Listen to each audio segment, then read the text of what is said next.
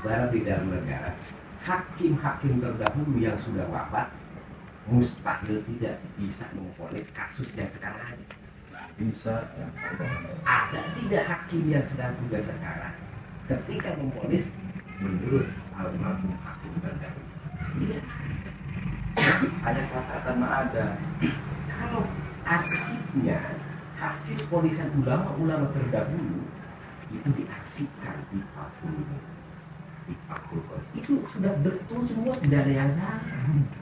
Itu hasil vonisan berdasarkan fakta elah. Itu adalah hukum berdasarkan fakta. Itulah hukum Islam. Gitu. Nah, lebih sederhana lagi loh. Ini bahasa usul fikih Pak Buhar nih. supaya jangan terlalu Abdul Dahil lagi bilang supaya tidak seperti itu loh. Nah, nanti di dalam kitab mustalahat itu, kaul itu ada kaul, ada empat, ada wajib juga. Menurut kaul pembatalan yang memutuskan dan yang dipegang itu batal. Kalau menurut kaul wajib yang memegang batal, yang dipegang tidak batal, apakah ini pilihan? Bukan berarti saya memilih kaul wajib karena ada pernah menjawab. Saya memilih kaulnya karena ada perubahan. Bukan seperti itu. Ada juga atas kita, alias kasus kita sesuai dengan kaul yang mana. Melalui apa? Ini melalui iya. Tidak paham dia berarti kita belum bisa mengamalkan perintah itu. Kan seperti itu. Mengiaskan apa? Mengiaskan pengetahuan kita dengan yang ada di kita. Fisik dan fisik, jenis dan jenis, tempat dan tempat, waktu dan waktu, cuaca dan waktu. Seperti itu adalah iya. Kan kiai-kiai itu kebanyakan kalau online dulu tidak ada di zaman apa? Para ulama. Sekarang ada online. Baru kita yang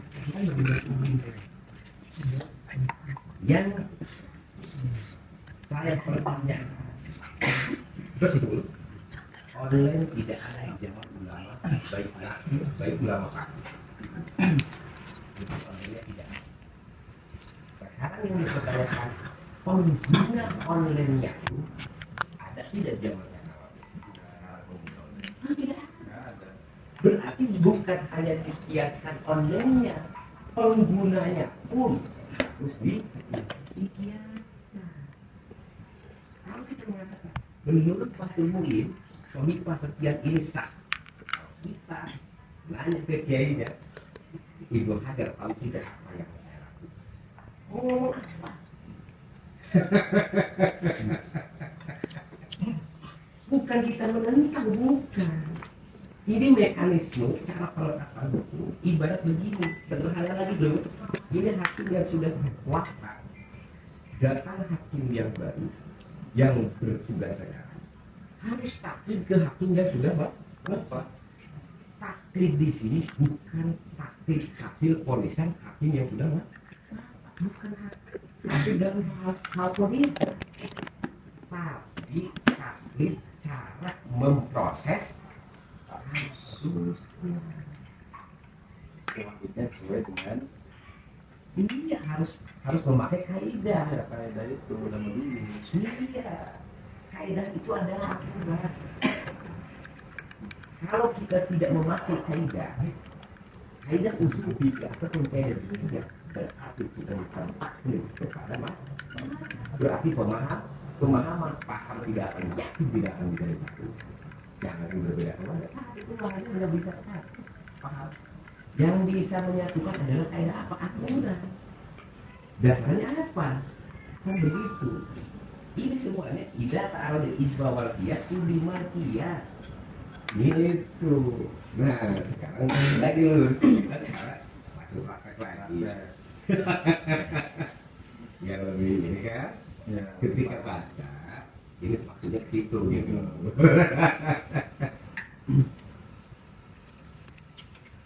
Rukun qiyas kan ada ini, ada 4. Dari awal. Kias itu ada dua. Kias awal, kias akhir. Kita berbicara kias awal dulu. Kias awal tetap sama hukumnya. Nanti apa dasarnya? Nanti kias satu wajib mengikuti kias awal. Seperti tadi, hakim yang sedang bicara harus mengikuti hakim yang sudah pensiun, mengikuti cara memproses kasusnya, bukan mengikuti hasil pemeriksaan. Seperti si A telah melakukan tindak pidana apa? Contoh pencucian uang, menurut hakim terdahulu 7 tahun. Bukan seperti itu. Hasil dari fakta penyelidikan dan penyelidikan, saksi ahli dan barang bukti dan sebagainya, si terdakwa tersebut maksudnya ke pasal sekian ayat sekian menilai, mengubah, memutus, bukan 3 tahun dan 1 bulan. Seperti kayak ini kan tadi, ini menurut Roger yang memegang dan yang dipegang batal. Kalau maju dia memegang yang batal, tapi yang dipegang tidak batal. Itu bukan kita boleh memilih Roger, bukan boleh memilih lagi, terkecuali elat kita sesuai dengan maju, sesuai dengan Roger harus mengamankan dengan Roger. Kalau sesuai dengan maju harus mengamankan maju. Ketika kita sedang tawaf bersatu sama perempuan, kalau gini logikanya, bisa tidak kita mengamalkan Allah yang memegang dan yang dipegang dua-duanya batal? Tidak akan bisa, karena fakta elat kita sesuai dengan kawal maju. Jangan tabrak ditowel, dipegang sekalipun sudah tidak batal. Tapi jangan dibawa ketika kita di rumah. Kalau di rumah kan luas. Apalagi baru masuk waktu, dia sama istri dipegang. Oh, enggak, saya ada kawal maju. Dipegang tidak bisa. Fakta elatnya tidak sesuai dengan kita. Jadi itu dulu. Iya, kitanya apa ke Roger, apa ke mana juga tergantung kepada kondisi kita. Iya, kita ada peristiwa di kita. Iya, ada yang kita alami, ada yang kita lakukan, dan ada yang kita lakukan. Fakta elat kita ini sesuai dengan kawal maju. Bisa melakukan kawal. Selama kita nggak diselek. Itu bukan pilihan Sikon alatnya ya. Iya.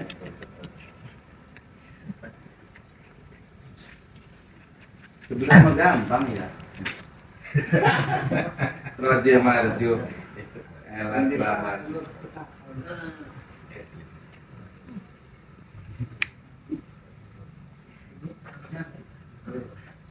Kalau lawas kan dalam satuan ya, kita cepat. Di jalan ada nasi uduk, silakan Digoreng.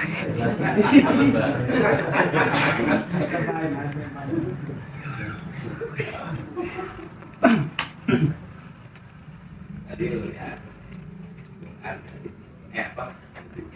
Yang pertama nih, kias awal. Rukun yang pertamanya adalah mafis aleh atau disebut ashab atau disebut dari namanya dari alias Quran dan hadis itu adalah dua kias yang pertama. Lalu rukun kias yang kedua apa? Makis yang disamakan. Ini kan menyamakan. Kita ini menyamakan makis ke makis alias makis atau disebut parku atau disebut itu. Siapa? Bukanlah manusia muslimin muslimat yang hidup di abad mustahil mutlak pada saat itu. Menyamakan apanya ini? Menyamakan rukun kias yang ketiga apa? Elat. Apa itu elatnya?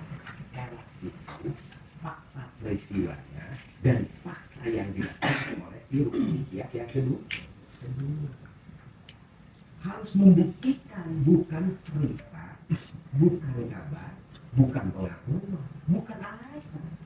Elat itu bukan alasan, bukan apa, tapi elat itu adalah fakta hukum tempat, fakta hukum waktu, fakta barang bukti, fakta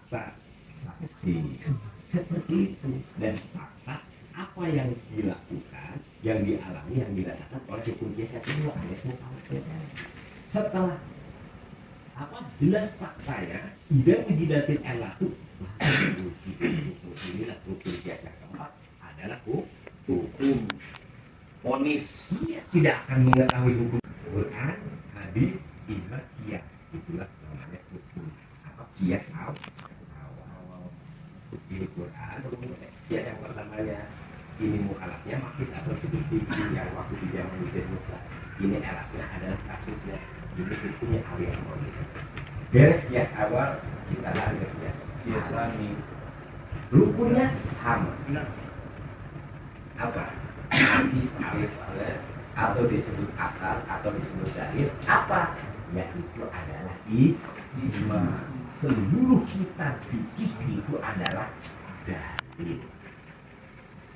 Jadi dalil itu sesuatu yang sudah terlewati. Itu adalah dalil.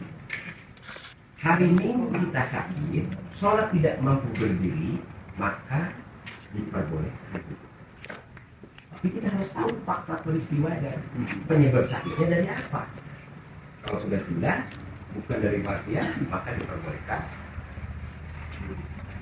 Masuk ke hari Senin, kita sehat. Bukan berarti hari Senin kita, saya mau duduk lagi. Karena hari Minggu pun saya bisa duduk. Bukan, itu sudah jadi dalil. Di hari Senin, di hari Minggu itu berbeda. Gitu, fikih itu berubah per detik, per menit, per detik. Itu sedikit dalil kan yang kemarin. Iya, bukan berarti saya ikuti yang kemarin. Kalau Anda ingin ikuti yang kemarin, Anda harus tetap sakit. Mau sakit jangan mau lah. Iya, makanya berarti elat hari Senin dengan elat hari Minggu sudah berbeda. Jangankan satu hari, satu detik berbeda juga. Contoh, pagi bulan puasa jam 8 kita lupa minum. Baru 1 menit kita ingat, ayo kita minum lagi. Batal akan jadi begini. Ada baru 1 menit. Kenapa tadi 1 jam apa satu detik tadi jam 8.00 minum air tidak batal. Tapi jam 8 lewat 1 menit kita minum air tidak jadi batal. Ya karena jam 8.00 kita sedang lupa. Jam 8 1 menit kita ingat.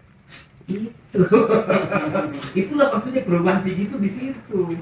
Bukan berarti kita pengaturannya ke kita, bukan. Kita mengundang-undang alias dalil untuk apa? Untuk ijtihad. Kaifiyatul ijtihad. Undang-undang itu untuk rujukan kasus. Ketika fakta kasus sudah jelas, baru rujukannya ke undang-undang. Itu ada di mana? Di kias. Begitu. Nah, rukun kias yang kedua tadi. Kias yang pertama sudah selesai. Ini kias yang kedua rukunnya tetap sama. Mati alahnya ada 10 kita tinggi. Dia ada dalil, maka timbul di ini musolatin walaya juju isbatul hukmi di dalil. Dalil bukan untuk meletakkan, tapi dalil itu untuk undang-undang bukan untuk memponis, tapi undang-undang adalah untuk rujukan kasus. Jadi kan dalil berarti kan aksi. Betul, dalil itu dan sesuatu yang sudah mendapatkan sudah kualifikasi.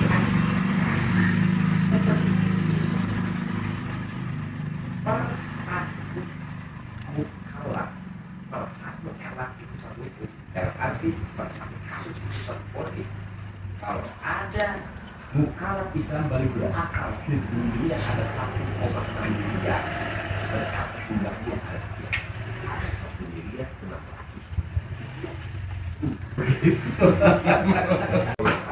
orang apakah diponis barat? Tetap satu-satu. Kalau ke kias awal berarti di dalilnya Quran. Iya kias awal. Kalau kias ini di dalilnya kan ini Ayatul Qarim.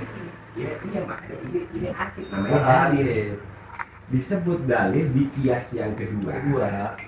kalau Quran hadis disebut dalil kias yang awal dalam arti Quran hadis itu dalilnya mutlak. Kalau arsip yang sudah diarsipkan oleh Ibnu mutlak itu dalilnya. Kita ke dalil ke ijma ikuti seperti mujtahid ke Quran dan hadis. Lebih simpelnya yang tunggal sekarang wajib mengikuti hakim yang sudah pensiun atau yang sudah wafat, mengikuti mekanisme tata cara memproses kasus. Itulah kaidah namanya aturan. Begitu.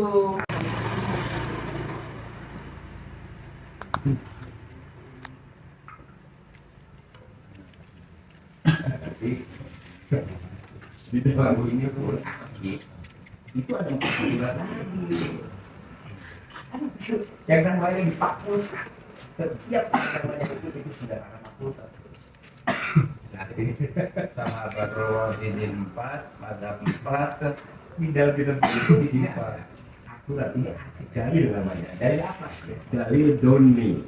Yang namanya dalil muqallid. Yang seluruh kita bikin namanya dalil doni. Kalau dalilnya para mujtahid mutlak namanya dalil qat'i. Itulah perbedaan antara kias awal dan kias akhir. berarti kan kita kan nggak bisa langsung, harus ke situ, betul dulu. Di mahkamah qala Rasulullah, kamar qala Allah. Jangan langsung ke hadis. Itu sudah sesat. Karena kenapa? Aturan di sini kan ada 4 aturan. Pertama aturan translate, menerjemahkan dari bahasa Arab ke Indonesia atau Sunda atau bahasa. Aturan yang kedua, aturan menyampaikan hukum. Dan arti kita menyampaikan polisar, wajib harus menyampaikan kasusnya. Masa menyampaikan hukum tapi tidak menyampaikan elatnya? Itu nanti pikiran itu. Contoh, dia ini mengatakan kalau ayam itu 3 minggu, pas ngaji di kiai sana nyolong ayam 1 bulan, ikut nanti. Mendingan yang 3 minggu. Kenapa? Hanya menyampaikan ponisan, tidak diiringi dengan kasusnya alias elatnya. Begitu. Di bahasa Arab pas sehat kan begitu. Kita tahu mana yang ada apa namanya fungsinya untuk menyampaikan hukum, tidak ada. Nah, untuk membaca semuanya itu enggak. Tidak ada yang namanya nahu untuk menyampaikan wajib haram sunnah, bukan. Itu hanya mereka di tata cara untuk bisa membaca Arab fasih. Nah, ini aturan yang kedua, aturan menyampaikan naik level aturan isbat.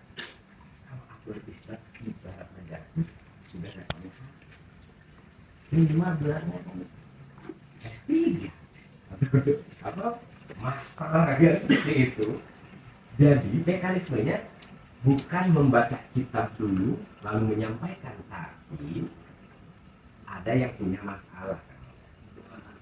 Iya, timbul masalah, datang nanya ke kita, berarti dia punya masalah.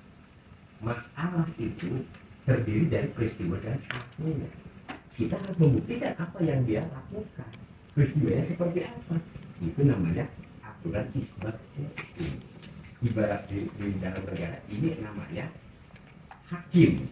Kita sebagai hakim tidak boleh menghukumi sebelum menghakimi dulu. Faktanya seperti apa peristiwanya. Apalagi kalau bukan terdakwa dan pelakunya yang datang ke kita, haram tidak boleh. Karena hukum Islam itu bukan menghukumi kabar, bukan menghukumi cerita. Setelah bertemu pun bukan menghukumi pengakuan dan adil tidak itu hukum Islam. Sangat adil. Oh kita balik kalau kita bukan bawa ya, baru kabar dari media sosial sudah ribut. Tetangga saya sebelum aku menikah dia minum, maksudnya ketika akan supaya jangan ribut itu saya tidak seperti Anda. Saya kan tidak ada dia mau dunia disengaja atau tidak. Kata diri itu sengaja. Dari mana kamu bisa berpendapat kalau dia Bukan pelaku. terus kadar alkoholnya berapa persen? ada akalnya berapa persen, lalu akalnya berapa bocor atau berapa tidak? Nggak tahu. Nggak bisa. Hukum Islam itu bukan menghukumi cerita. Kayak di negara, arsip penyelidikan ataupun arsip penyelidikan kalau berkata tidak lengkap itu jangan mengembalikan ke tim penyidik. Tidak ada sidang apalagi polis. Sidang tentu. Itu tidak ada sidang. Dengan penyidikan saja itu tidak lengkap. Iya. Itu disebutnya XP 19 lalu kembalikan ke penyidik. Kalau sidang mau pasti jauh, apalagi ponis. Kalau Islam ini yang disebut kiai-kiai baru kabar sudah ponis berarti terlalu sakti. Ayatnya, ponis ayatnya, hot ayatnya, rosa ayatnya, wakaf ya, kita pun seperti maaf. Kalau kita membuktikannya, fakta peristiwanya. Kadar alkoholnya sekian persen, dia minumnya disengaja, pasar ada 1 botol, minumnya jam 6 pagi, akdu nikahnya jam 9, seperti itu. Baru itu namanya nukolim. Ketika mau mengamalkan perintah Allah karena bisa membiarkan kita sendiri, kan begitu kan? Peristiwa hari ini seperti apa? Yang kita alami hari ini seperti apa? Yang kita rasakan hari ini seperti apa? Kalau kita sudah bisa memponis diri kita sendiri, baru bisa melaksanakan perintah. Kalau tidak paham kita belum bisa adil terhadap diri kita sendiri. Apalagi bisa memponis orang akan begitu. Terima ibadah ini. Ngopi dikit lah. Oh, ya. Lalu bagaimana? Kita hanya bisa merasakan ketika kita direndahkan oleh orang lain, hati kita marah, berarti kita terasa. Mustahil hatinya merasa rendah ketika direndahkan marah, mustahil.